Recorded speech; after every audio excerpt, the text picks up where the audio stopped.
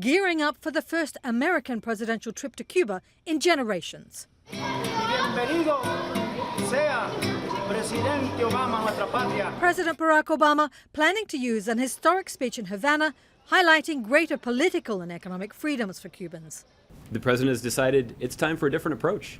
And it's time for an approach that involves greater engagement between the United States and Cuba. Hello, Obama. Come to Cuba. I'm going to give you a free ride. The speech will be carried live on state television, allowing the president to speak directly to the Cuban people. He's highly popular in the country, and people will be listening very closely to what he has to say.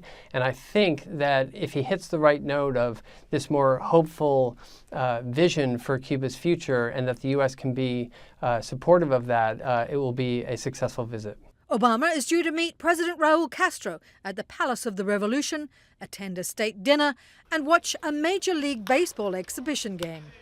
The White House says the president will hold a meeting with Cuban dissidents, including prominent members of the government's opposition. In days leading up to the presidential visit, which starts Sunday, the White House rolling back more travel and commerce restrictions. And for the first time in half a century, mail delivered this week directly from the U.S. to Cuba, including a letter penned by Obama. This trip is really a breakthrough in many ways.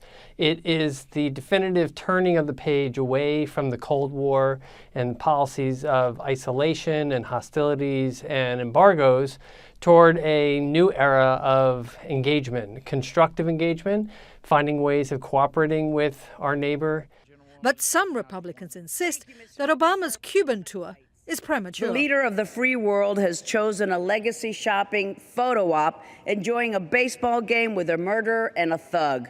And congressional leaders are sticking by the trade embargo. Despite the president's attempt to undermine this embargo by executive action, he is ultimately bound by it. That is the law of the land.